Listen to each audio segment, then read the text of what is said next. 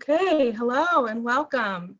Thank you for joining us today for our webinar event, An Indigenous Perspective on Climate Healing with Dr. Jessica Hernandez. We are offering this program not only to highlight Dr. Hernandez's wonderful work and new book, but also as an opportunity for learning from Indigenous wisdom and for growth for our member leaders, supporters, and others interested in our work.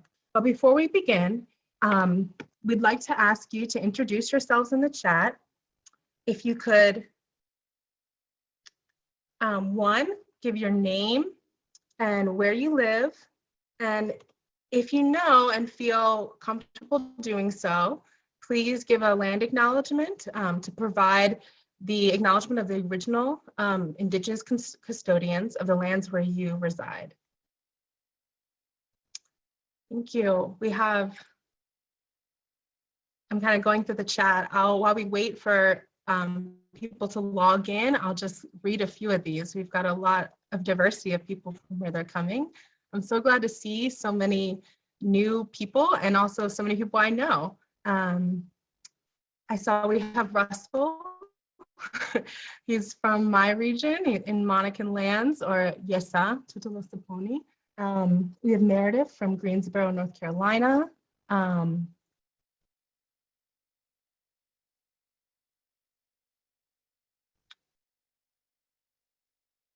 We've got Bedford, Massachusetts, Santa Rosa.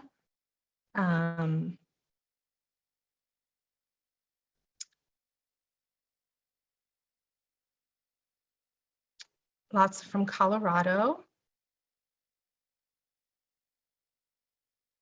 I'm seeing a lot of Virginia people here. Thank you, everyone. Okay, I'd like to move in, and before we get started, I would just like to go over some quick housekeeping. So during the event today, due to the large number of attendees, all participants will be muted. However, please feel free to use the chat to write questions or comments at any time throughout the program. We do ask that you keep your comments respectful and be open to new ideas and self-transformation. We will have a member of our staff from Mothers Out Front will be assisting with moderating the chat and collecting questions. Now we have a few quick activities to help us get started. So for those of you just joining, we're just putting in some introductions into our chat, where your name, where you are, and whose lands on which you reside. And I'd also like to go over some quick housekeeping.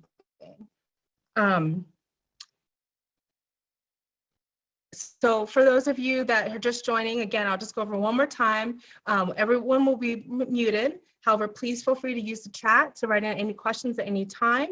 And then we ask that you just keep your comments respectful. And we will be moderating the chat for questions and assistance. Now, to introduce our program, we will be beginning with a short video about the book, Fresh Banana Leaves, Healing Indigenous Landscapes Through Indigenous Science by Dr. Jessica Hernandez. We will also be administering a short survey poll that should pop up on your screen while we go through this video. Please answer the poll questions and feel free to continue to put your introductions in the chat while we watch the video.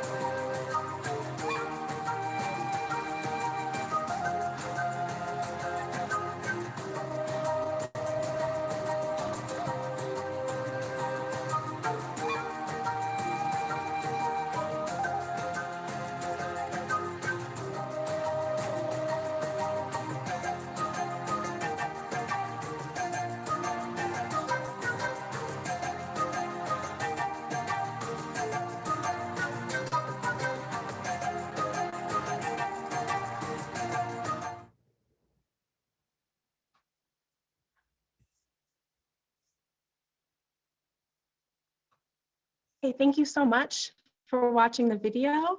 I think we'll give maybe just a few more, maybe one more minute to fill out the poll. And while we're doing that, I'll go ahead and introduce myself. Hi, my name is Desiree Shelley. I am a community organizer with Mothers Out Front, and I will be moderating our call tonight. And thank you all for, if you haven't done so already and you're just joining, just a reminder, please put your introductions into the chat, where you're from, who you are, and on whose lands you reside. We have Anne from Fort Collins, Colorado, unceded land of the Arapaho and Cheyenne people. We've got Albany, New York, Massachusetts, Wampanoag, Kansas City, Shawnee, and Osage. Thank you everyone for sharing. Now, I would like to just talk a little bit about Mothers Out Front before we begin and introduce our guest. One, our mission at Mothers Out Front is to build our power as mothers to ensure a livable climate for all children. And our vision is a swift, complete, and just transition to a clean energy future for everyone. Well, what do? Well, we are a member-led grassroots organization that builds power from the ground up by first building relationships in our communities and establishing member-led community teams. Our teams and staff host education events, leadership trainings for our members, and work together to develop strategic campaigns. Our campaigns guide us through contacting decision makers, telling our stories, and taking action. So that's a little bit about who we are. So now I'd really like to switch gears, and now I'm excited and honored to introduce our guest speaker, Dr. Jessica Hernandez. Dr. Hernandez, Maya Twerti, and Zapotec is a transnational Indigenous scholar, scientist, and community advocate based in the Pacific Northwest. She has an interdisciplinary academic background ranging from marine sciences to forestry. Her work is grounded in her Indigenous cultures and ways of knowing. She advocates for climate, energy, and environmental justice through her scientific and community work, and strongly believes that Indigenous sciences can heal our Indigenous lands. Jessica, I'm going to hand it over to you. She's going to begin with a reading from her book, Fresh Banana Leaves. Thank you so much for being here. As I was introduced, my name is Dr. Jessica Hernandez, and it's an honor to be here today. And I will start with reading an excerpt from Fresh Banana Leaves, Healing Indigenous Landscapes Through Indigenous Science. My father's story is only one story of the hundreds to thousands of children who were forced to fight in the Civil War of El Salvador. However, there's an underlying message in his story, a message that is grounded on his indigenous principles as a Maya Chortian man. Nature protects us as long as we protect nature. Why banana leaves? My father not only used nature, banana trees, as his shield to protect him from war, he used it as his food source during this time period. He is right. Banana trees are not native to El Salvador. Banana trees were introduced during colonialism between the 16th and 19th century in Latin America through the development of plantations. Banana trees are indeed native to the South Pacific and Southeast Asian regions. Yes, under the lens of Western environmentalism, banana trees are an invasive species to my ancestral native lands. However, to us, banana trees are not invasive. They are displaced relatives that have been adapted well to our climates and are now incorporated into our traditional diets. Ultimately, the kinships and relationships we have developed with them have made them our relatives as well. All I can think of is like me, many indigenous peoples in the diaspora, banana trees have also been displaced. We have been displaced from our native and ancestral lands and forced to adapt to our new environments and form new kinships with our new land. Thank you. Thank you so much for sharing that passage. We're going to move now into questions for Dr. Hernandez. I know a lot of people here, some have read her book and some have not. I'm going to begin with asking a few questions, and then at the same time, we'll be opening up to questions in the chat. So please, if you have any thoughts or ideas as we go along, put them into the chat. We'll be collecting questions and we'll get to as many questions as possible. We won't be able to get to all questions as we have a limited amount of time and a lot of people, but we will work to try to incorporate everyone's input. So I'm going to begin with so a first question that has to do with the book and the excerpt that was just read. Now, before reading the book, I was both surprised and intrigued by the title of the book, given, as you said, that banana trees are not native to Central America or Mexico. So for those who have not read the book, can you provide some context about your choice of title, Fresh Banana Leaves? Yeah, thank you for your question. And I think that the title was decided based on a story that my father told me. So he was forced to join the military regime, right? Especially that was happening during the Civil War of El Salvador, during his age of 11 years old. So as a result, 3 years forward, when he was 14, his guerrilla encampment, where they had a lot of children's child soldiers, was bombarded by the military. And during that entire scene and event in his life, um, he saw a bomb, he saw the bombing of his encampment. So the first thing that he decided to do was to seek refuge under this banana tree that he had built a strong relationship with, right? Because he was still a child, even though he didn't see himself no longer as a child, because he had to face the harsh realities that life, has on people, especially children during war times. So he decided to, seek refuge under this banana tree, and he saw a bomb kind of fall and drop on the banana tree. So he thought his life was going to end because he was witnessing how bombs were destroying everything, in its path, especially, in wartime. So as a result, instead of the bomb igniting, he saw how the banana leaves kind of wrapped themselves in a way to prevent from the bomb from igniting. So I think that that kind of relates to the teaching that he taught me, right? Where that we nature protects us as long as we protect nature, and as a result, we have to keep these strong kinships and relationships with nature, because during war times, right, which is unfortunate because we're seeing war times even today happening. It impacts children the most, and these are the realities that many children have to face. And for my father, nature was a way of him escaping his reality and staying grounded to being able to survive a war, right, that impacted his entire region and especially his country of El Salvador. Thank you so much for sharing that context. My next question follows up on that and this idea of trauma. So in your book, you speak in depth about trauma, your father's experience during the war in El Salvador and his journey to heal. Can you share your thoughts about how intergenerational trauma in Indigenous communities is connected to land, environment, and climate struggles, and how Indigenous people might weave healing processes into their environmental justice and conservation efforts alongside cultural revival? It's a loaded question, but I do feel like you touch on all of those things, so I would love to hear you share more. Yeah, thank you for that question. And I think that's important to remind the audience, right, that I'm speaking on behalf of my lived experiences and that I don't speak for all Indigenous peoples, as we have different histories. While they're all tied to genocide and colonialism, they're all different experiences. So for me, when I think of intergenerational trauma, that's something that oftentimes is, read in research articles and in articles that are, kind of describing the lived experiences of other people. But for me, it's something that we had to endure, that I have to endure as the daughter of a former child soldier, a child who was kind of ripped away from his childhood, who was forced to fight in a war that now has been known to have been a genocide by the United Nations, because that war they targeted our indigenous children, especially for Mayan communities.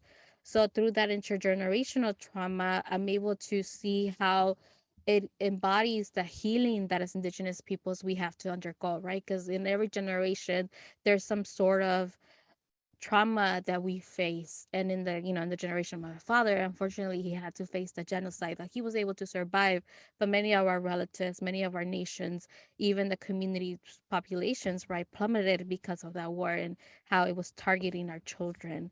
And I often think of the healing that we have to do while being displaced, because oftentimes our environments carry that trauma. When I was young, I really didn't understand why my father would change his demeanor, especially when we will visit our country, his country of El Salvador. But that's because, I started learning as an adult that our environments also carry our trauma, but they can also carry our healing. That's because in our environments, and especially this is something that can be connected to our indigeneity, they carry our histories. And for many of us, these histories are more present, especially given that, this genocide happened during my father's generation, during my grandparents' generation, and oftentimes we have to reclaim those relationships with nature because they have been fractured, because nature carries these memories, this trauma that's invicted in us, especially during war times, right? We're seeing even today the images are happening in Ukraine, especially when it comes to the war, and we're seeing how those images are very graphic, right? So now imagine being a person living through that. And I think that oftentimes those images resurfaces some of the experiences my father had, and I have been able to talk to him, right? Because these are the scenes of war, and then now imagine you're being a child soldier during that time. And I think that that's a way that intergenerational trauma has manifested in my lineage and has manifested in many communities, especially in Central America. And as a result of that, we're seeing how this intergenerational trauma is also forcefully displacing our people even today, right? We have those stories of many unaccompanied minors who are making that journey from Central America by themselves because there's still an ongoing violence. And I think that with intergenerational trauma, while some of us are able to heal, others are not able to heal, right? So they're still holding on to that violence, to those traumas, and manifesting that, whether it be through gang violence that we're seeing in El Salvador or through violence through, enacted by the government. So our children are being forced. Many families are forced to leave their lands, and they have taken that journey in the forms of caravans, right? But when we look at the United States, it actually criminalizes war refugees. It criminalizes climate change refugees.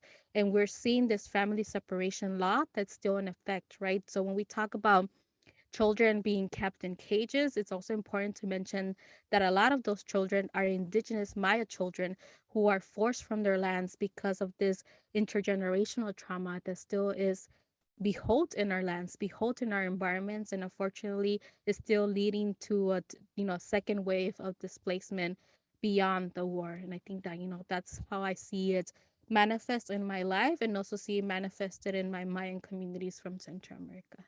Thank you for your question.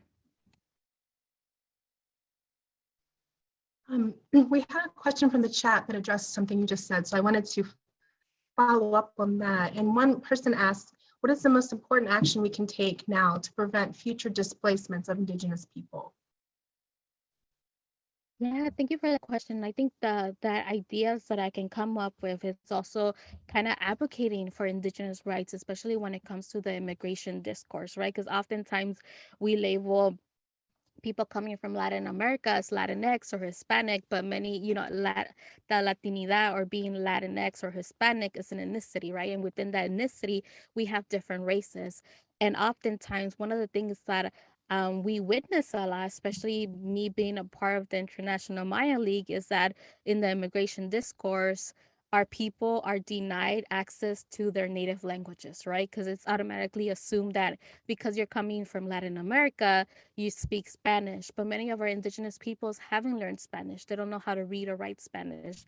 So unfortunately, we're seeing how within that displacement, especially how the United States kind of takes care of that displacement, is by one, criminalizing displacement, whether it be from climate change or ongoing violence such as war, and two, it's also leading to the family separations, right? And I think that it's important for us to reflect on how being separated from your parents at a young age, especially being talked to in foreign languages that you don't understand, whether it be Spanish or English, the trauma that is actually enacting on our children. So I think that a way to do that is to speak up when it comes to immigration, make sure that we advocate for Indigenous rights, and two, to kind of advocate for our governments to actually start mitigating climate change, right? Because many of us indigenous communities, we're forced to adapt to climate change impacts because some climate change impacts are non-reversible. So I think that for us to be supported in the mitigation strategies, especially when it comes to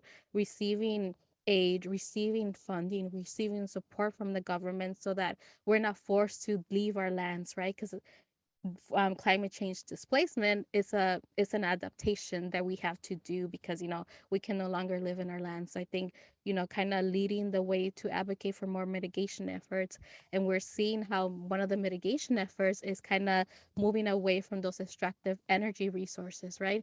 And as of now, we're seeing how even energy is one of the driving forces of many war conflicts, right? As we're seeing in Europe taking place, and that's something that kind of can be derived from many nations, especially those nations who have underwent or who undergoing war. Because it's oftentimes related to oil, it's oftentimes related to the power that comes from those extractive energy sources. So those are two of the solutions that I have for people who want to take action into their own hands. And thank you for that question. Thank you. In the next question, I want to attempt to address also a question in the chat. My question is, in what ways does Indigenous science differ from Western science? And how has Western environmental sciences continued to ignore and suppress Indigenous contributions? Additionally, we had a chat question asking you about your PhD thesis. So if you have a way of incorporating that as well, please share. Yeah, so Indigenous science is very different from Western science. And those of us who have kind of received that Western science education, we're often told to remove ourselves from the science that we practice, right? Because we have to follow the scientific method and we also have to be objective in the name of science. Versus Indigenous science, and I have to, give recognition to Indigenous scholars who have developed a definition and a framework for Indigenous science, such as Cajete and other scholars. Indigenous science puts our spiritualities and identities at the center and core of the science that we're doing. So in this framework, we often see spirituality, individual positionality at the core and center of the science that we do.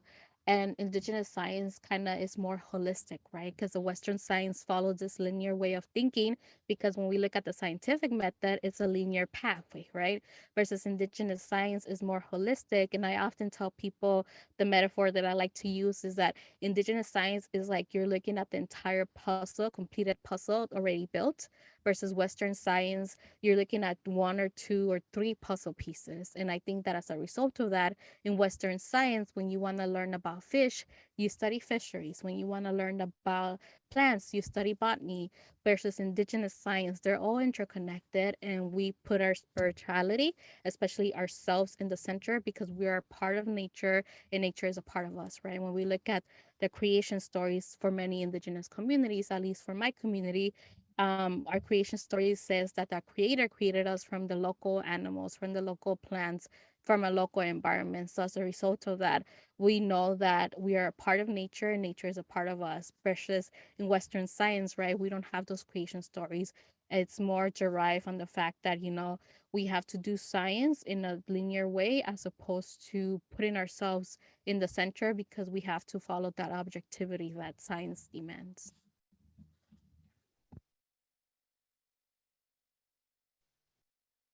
Thank you for sharing those perspectives.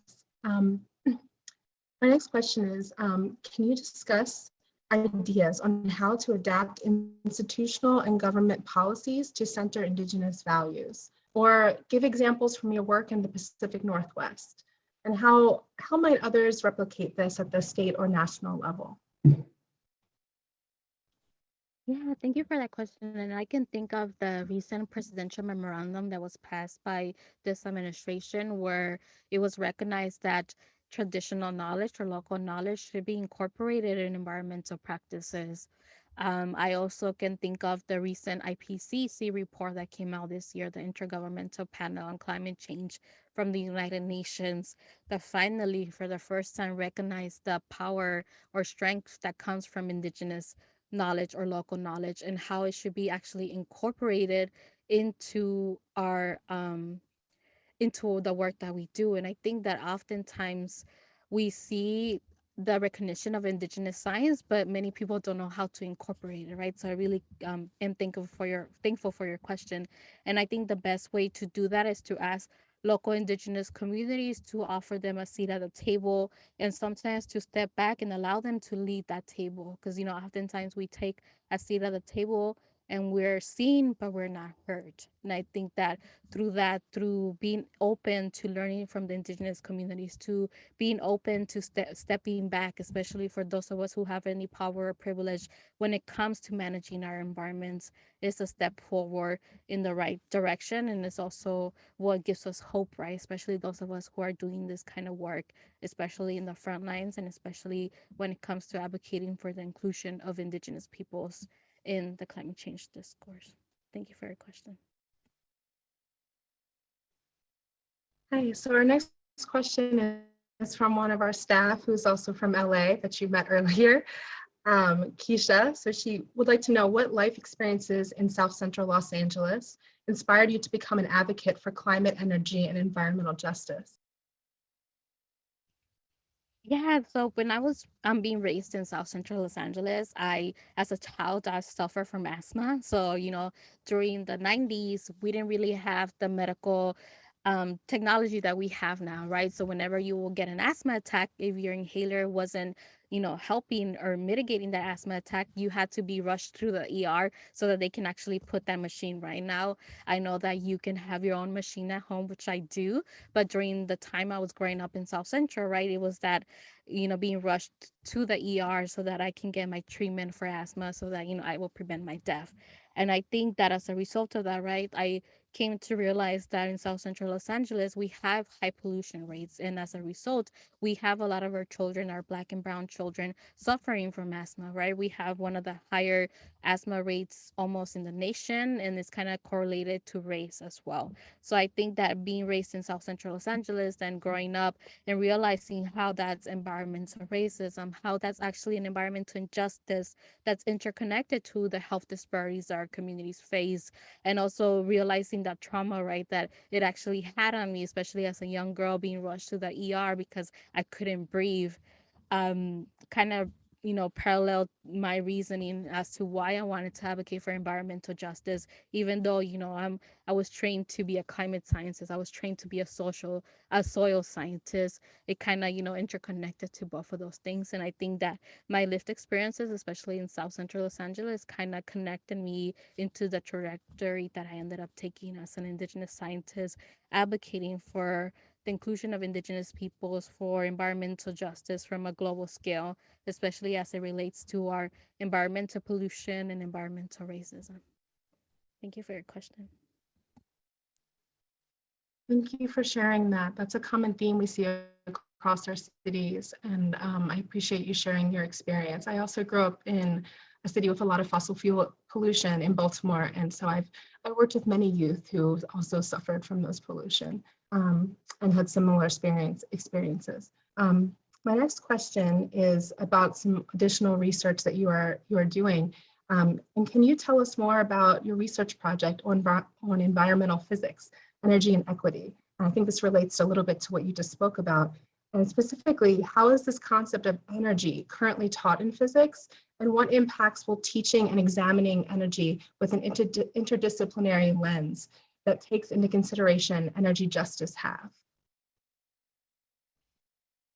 Yeah, so energy is a core concept, right? Especially when it comes to physics, especially when we are looking at climate science and providing the data to kind of prove that climate change is actually happening. And one of the things that I see is that there is a big disconnection between the concept of energy, fossil fuels, all these energy forms, and the social implications they actually have in our society. So, for instance, bringing it back to our current examples, in the present time, right? How we're seeing how there's a war happening because of energy resources, and, kind of governments being more greedy in terms of energy resources. There is that social implication that is actually impacting livelihoods as we speak today.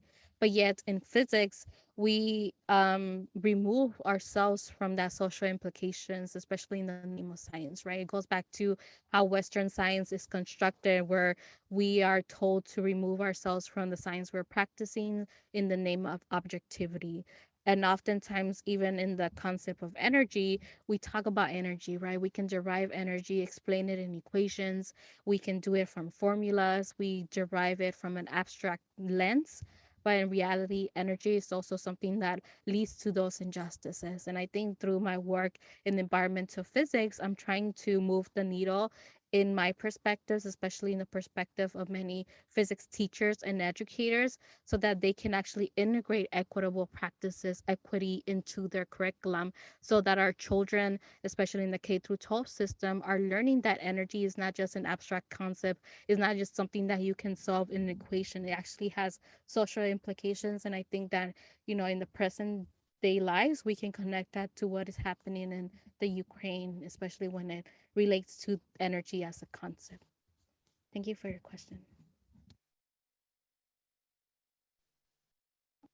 Thank you. Our next question is, I'd love to talk with you a little bit about our food systems and climate. In your book, you discuss the concept of plants and animals as commodities in Western colonial cultures, whereas they are considered our relatives in most Indigenous cultures. How might we find solutions that promote food justice in our broken food system with these Indigenous teachings of reciprocity with nature? And the quote that you had shared earlier, if nature takes care of us if we take care of nature. Yeah, when I think of this question, I think of the milpas, right? That's an holistic agricultural systems that many indigenous communities and that my communities practice, that goes from South Mexico all the way to Central America. And through those milpas, there are these holistic agricultural systems that kind of don't require much man labor because they take care of one another. And I think that that shows the relationships that plants can have with one another, right? When they're in an environment that they're welcoming each other, where they're building a community, where we're maintaining those human and nature relationships, the plants kind of become more resilient, and they also nourish us at the end of the day without requiring much of that man labor that most Western agricultural systems require nowadays. And I think that, through the Western lens, even looking back at the milpas, right, in the Western lens, we're taught to take everything that we can, versus one of the indigenous principles that we are in, that we still maintain, especially when harvesting our milpa, is like you only take what you need, right? So if you're a family of four, you take 4 corn as opposed to all 20 corn that the milpa provided. If you're a family of 10, you take 10 corn. And I think that through that, it's kind of going against those Western notions that we take as much as we can as opposed to what we need. And when it comes to plants and animals, right, unfortunately, because of capitalism and also the Western agricultural systems, they're seen as commodities, right? Even the notion of banana trees, right? They were introduced into Central America through plantations where there's like 100 banana trees being planted so that they can harvest bananas. And as a result, we see how bananas, even though they're not native to Central South America, we're the largest exports of bananas, right? So I think that as a result of that, we're seeing how there's this fracture of relationships that indigenous communities have with their landscapes and also with their plants and animals, because we're introducing these capitalistic societies that do not allow us to take care of nature. And as a result, nature is not taking care of us, especially as we see climate change impacts, the extreme weather events that are impacting our societies, when we're seeing hurricane seasons, right? Communities, Western communities have cut down all of our trees, so there's more flooding in our communities. And I think that, hopefully we can reclaim our relationship with nature, especially those of us who come from Western societies. We can see how nature can protect us, especially as we continue to see climate change impacts and not see the government take much action. Thank you for your question. Thank you. We had a follow-up question for some people who aren't familiar with milpas. And could you talk a little bit about plant interactions and what a milpa is for those who may not? Yeah, so I gave a brief description of a milpa, right? So it's a holistic agricultural system, kind of is similar to the three sisters that we see in the southwest region of the United States, which is squash, corn, and beans. And through the milpas, there are ancient traditions that have been maintained in our communities. There are kind of these um, communal harvests, right, where the entire community partakes in caretaking for the milpa, where we still have ceremonies and also rituals when we're about to harvest. When this milpa is also very um, interesting, right? When we study it from the Western science lens, because during the summer it burns itself, right? So it kind of restores the soil and it restores the harvest, and then it starts growing again when the season comes. So it's this very interesting holistic agricultural system that kind of embodies the spirituality that we still maintain as indigenous peoples. And yes, milpas, that's how you spell it in the chat. Milpas. Milpas. Thank you for that. And also, I know you mentioned three sisters. So for those who are unfamiliar with the corn, beans, and squash, we sometimes also call them four sisters when we add in sunflowers. And the idea is that the squash act as the ground cover, and the beans can climb up the vines of the sunflowers and the corn, while also fixing nitrogen into the soil. So thank you for sharing that. A next question I'd like to add, I'm going to try to incorporate a question from the chat into this as well. Can you expand on the teachings you learned from your elders and your family about being a guest on Indigenous lands, to discuss how non-Indigenous people become welcome guests rather than settlers? And we had another person ask, what are your thoughts on how white people or settlers can respectfully connect to land that is not their Indigenous land? So that was two questions in one, but I thought they may build on each other. So Yeah, thank you for those questions. And I think going back to the first question, one of the teachings that my grandmother instilled in me, and because my parents are the only ones displaced from both of their families, so we don't have cousins or aunts or uncles in the United States. She always told me that wherever I walked that were not, Oaxaca, or that was not El Salvador, there were gonna be someone's home.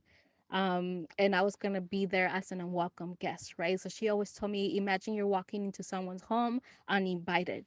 And as a result of that, she told me that it was important for me to build those relationships with not just the land, right? Because oftentimes when we do land acknowledgments, when we do land recognition, we only focus on the land, but not the indigenous peoples of those lands.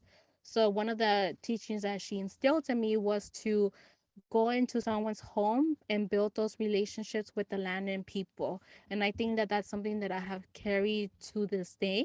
Like when I moved to Seattle, I worked with the Coast Salish peoples, Duwamish people of these lands to build those relationships so that I can be welcome into their spaces. And I think that oftentimes we forget that we are walking in someone's home uninvited, right? So as a result, we are unwelcome guests.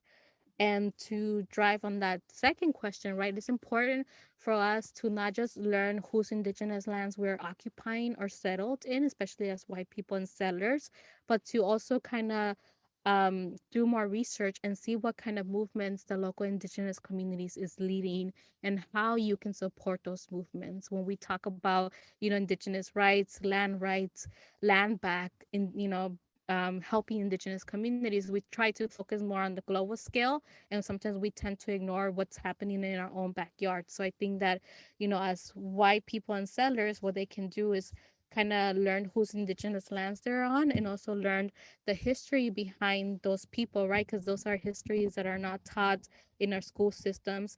And to remember that they're not people from the past, they're still present and living people, and they will have future generations to come, right? Because oftentimes when we look at land acknowledgement, sometimes we focus on the past tense, but we don't focus on the present and future. And I think that, that's what I offer as one person, but, I also welcome more feedback from other indigenous peoples in the audience on what they think settlers and white people can do to support our communities. Thank you for your question. and thank you so much for uplifting those thoughts on the relevancy of in discussing Indigenous people in modern, in a current sense, rather than a historical only. That's so important. And unfortunately, it's very much the way we still learn about Indigenous peoples in our school system. So I really appreciate you bringing that up. Okay, so we have only about time for maybe one or two more questions. So I'm going to try to pick a few from our chat. One of the questions is, I have heard Indigenous partners say, we don't want a place at the table, we want to build a new table. Can you share your experiences of successful collaboration between federal agencies, governments, and/or white-led conservation climate organizations? Yeah, thank you. And I think the example that I'm going to talk about kind of relates to what the other person asked about my PhD thesis. I don't think I answered that. But for my PhD thesis, what I did is I went to the local community, especially the local urban native community of Seattle. And there is this cultural center known as Daybreak Star Indian Culture Center that actually sits on an urban park. So this urban park used to be a military base, and then the military decided to move a little bit more south of Seattle. So they returned the land back to the city. So as a result, the indigenous urban communities, the previous generation, I think this was during the 60s, 1960s, they decided to lead a peaceful resistance movement to kind of reclaim some of the land, right? Because under certain laws, if there's what is it, unhoused or unused land, it can return back to the indigenous peoples. So during that resistance movement, the urban parks decided to, give them 20 acres of land, but it was through a 100-year lease. So when they signed that lease, one of the things that they saw, especially the communities who were, the elders who were alive during that time and were either children or young adults, they saw how once they were given those 20 acres of land, Seattle Parks never restored those lands. They never caretook of those lands. And that's because, they were like, oh, this is now their problem, right? But as a result of that, it's illegal to do anything on urban parks, right? Especially because they're city property. So during my dissertation, one of the things that the community wanted to see was the restoration of those 20 acres of land, especially as in Seattle, we have a lot of wild blackberry, which is, an invasive species in this region that sometimes people think it's a native species because it's everywhere in Seattle.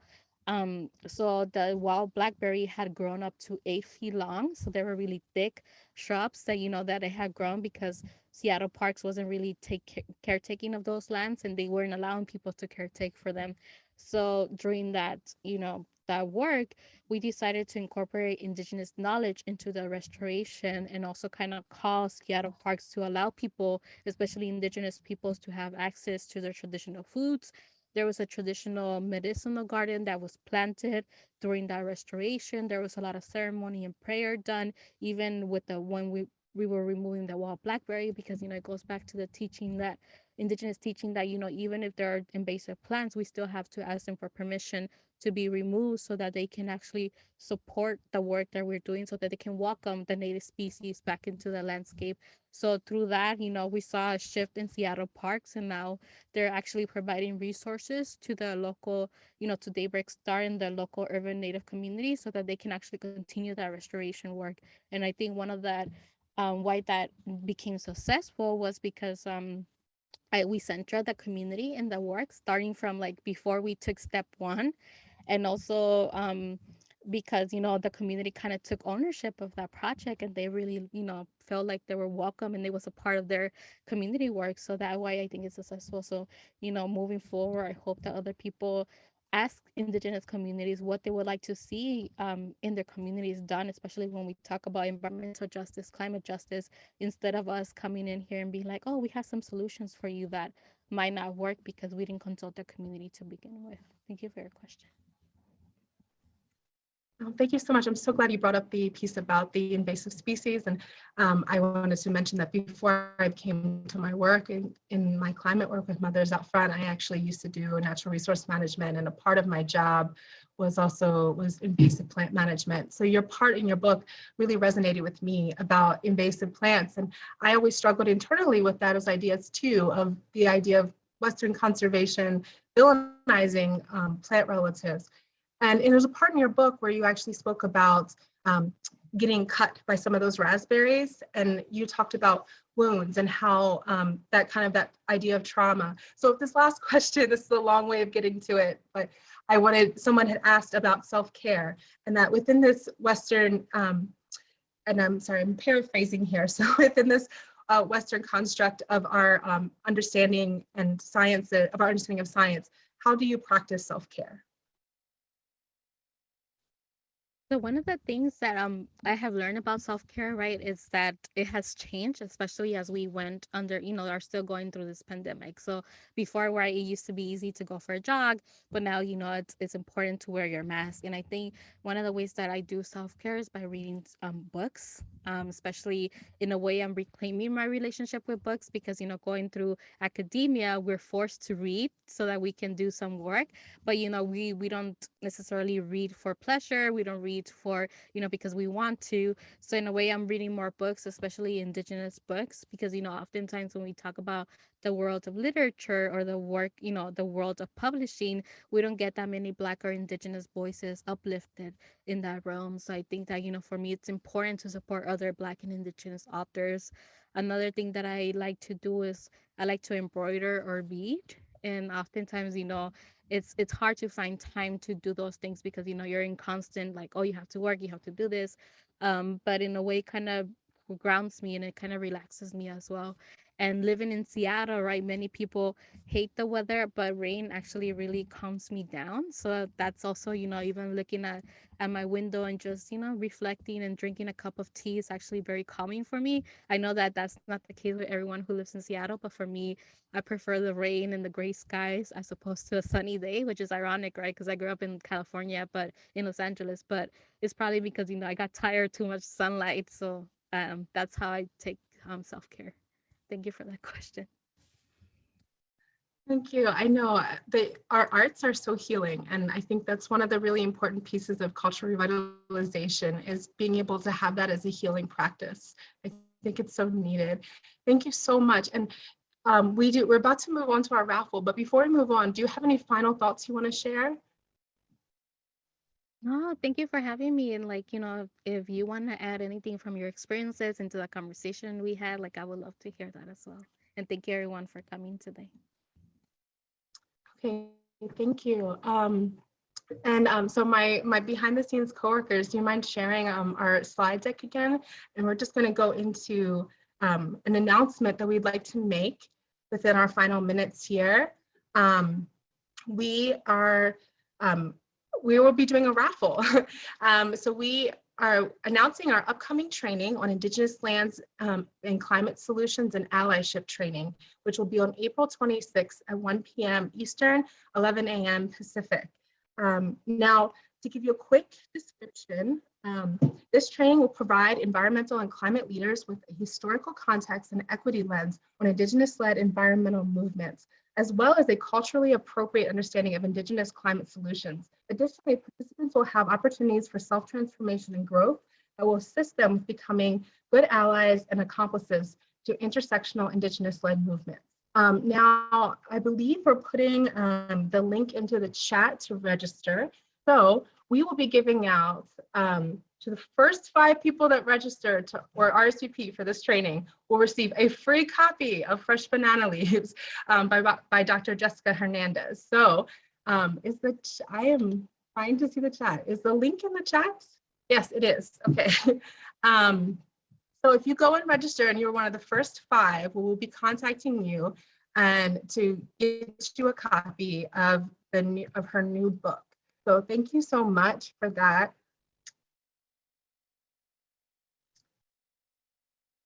Okay, and now we're going to shift very briefly just to kind of close in on all these wonderful things that Jessica has shared with us today, to just talk a little bit about our work. And we really hope you found this presentation inspiring. And more importantly, we hope this event encourages self-transformation, decolonization, and respectful allyship in our movement. We would like to take a few minutes just to share and uplift some of the work of our Mothers Out Front Indigenous women leaders, and how some of our non-Indigenous leaders are working to show up as allies to Indigenous communities and intersectional climate justice issues. So this first slide here, this is here in Virginia, we'll briefly talk about this, that we have built a movement of Indigenous leaders and allies fighting the Mountain Valley Pipeline, also known as MVP. Our campaign here focuses on the intersectional issues related to the protection of land, water, and sacred sites along the Mountain Valley Pipeline route. For Indigenous people, water and land is also considered sacred. We know that we are born from water and that water is life. So as part of this, we translated this into our own language, in the Tutola Saponi language, which is also spoken by the Monacan, Okinichi, Haliwa Saponi, as Mani Inese. And as you can see from some of these photos, we use that as part of our movement to discuss water is life. It technically in our language means water is alive. Our homelands are also where we have buried our ancestors for time immemorial. So this connection to land is also our connection to our ancestors and their traditional ways of knowing that have taught us how to live with Mother Earth. So as part of this, so instead of mobilizing our Indigenous communities to the climate movement or the MVP fight, which had historically centered non-Indigenous voices, we are working to protect water and sacred burial mounds along the MVP route. I would like to give a big shout out to one of our leaders. She might be here tonight. There's too many people here. Crystal Cavalier Keck. She was one of the amazing Indigenous women that I have been working with. She's in some of these photos, and I just have to give her a shout out for all the wonderful work she's done with me on the MVP fight. And a lot of this was her work. So thank you, Crystal, for championing this. I'm sorry, I'm struggling a little bit with my voice today, overcoming a cold. So Bilahuk, and now I'm going to pass it on to another one of my colleagues in Colorado, Jamie, to talk about his work.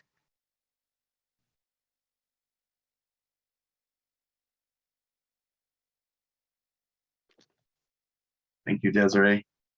Hi, everyone. My name is Jaime Valdez. I also go by Jamie. I've grown up answering to both, so I have no preference. I am here to talk a little bit about our work in Pueblo, Colorado, where we do our best to partner with our local Indigenous and Latin American communities. I myself am a longtime proud Chicano activist here in Pueblo, and I encourage our teams to get involved in whatever community events we can, especially those involving diversity and culture. So you see here in the photo some of our tabling events where we set up information booths at community events. One of those pictures at Pueblo Pride Fest. One is, actually I see a question in here about the mountains in my background. Those are actually the Oaxatoyas, also known as the Spanish Peaks. The Oaxatoyas is the Comanche name for them. Back to the pictures in the presentation, you see some photos of us at a multicultural event, at our Pueblo Pride Fest, and at a local neighborhood cleanup. We also try to get out every year to Cinco de Mayo, Juneteenth, and whatever other cultural events we can attend and participate in here in Pueblo. And we sponsor a lot of these events, or co-sponsor them with partnering with local community groups. We also are very involved in and sponsor our local Columbus statue protests. We recognize, first of all, that no one, regardless of race, religion, creed, or anything else, should ever have to pass beneath the exalted image of their historic oppressors just to use the public commons or their public library, as is the case here in Pueblo, where this symbol of oppression darkens the entrance to our public library with the shame of white supremacy, torture, slavery, and genocide, all tied to the false doctrine of discovery. Beyond that, we also recognize the connection between colonization and exploitation and extraction, and all the forces that are that have led to and are perpetuating the climate crisis. And so, yeah, we do our best to show up in meaningful ways for our local Indigenous and Latin American communities, because we feel that that is the best way that we can build relationships and be good allies. So thank you, and thank you, Dr. Hernandez. This has been great. Thank you, Desiree, as well. Thank you so much. Now, before everyone signs off, we do have we have a few of the winner so far of the raffle. I just wanted to announce it, so drum roll. Our first winner is Rachel. I'm sorry if I get these names pronunciations incorrect, so my apologies in advance, but Rachel Wayon, Isa the Tornea, Katia, and Anna Kovici are our first winners so far. So thank you so much. And to those who won, and we'll make sure that we follow up with the last winner too. As we are in closing, as we seek to normalize the use of Indigenous languages, we welcome you to give thanks and invite you to share the word for thank you in your native lands, wherever that may be, in the chat. For me, this is Bilahuk. In the Virginia Piedmont Region Valley, that is our word. And we also recognize that these languages were taken from many Indigenous communities, as we discussed earlier, during periods of assimilation, such as the boarding and residential school era, where many Indigenous youth not only lost their culture and connections to communities and lands, but also lost their lives. And as we work toward healing, one small step is to bring life back to these languages. So thank you for your time tonight and for being a part of this presentation. And a big thank you to Dr. Jessica Hernandez for joining us and sharing her work and the Indigenous wisdom passed on to her. I would also like to thank my coworkers who are behind the scenes for their tech support, Amina and Anne. So thank you so much, and Bilahuk, and please again also share your languages. And Amina, I know you have a final announcement to make. Thank you so much, Desiree, Dr. Hernandez. I have a quick announcement to make. I also have the 5th winner, which is Amina Ghaffar. I think you announced 4 of them, so Amina. I hope I'm pronouncing your name right. You are the 5th winner. The other announcement that I had was, I know that we are over time, but we are going to create like breakout rooms for anyone who is interested to stick around and have a chat about how this webinar went. This is not going to be staff. This is just creating opportunities for people to mingle after an event like this. So if you would be interested to, hang out with the other participants, I will create a breakout room. So if you are not, then thank you so much for being here today. Please put in your word. I see there are a few coming in. Thank you so much. We will make sure that we download this document so we have all your lovely comments. Whoever is interested to being in the breakout room, please stay. Otherwise, have a great evening. Thank you so much for being here. And Dr. Jessica Hernandez, thank you for your time.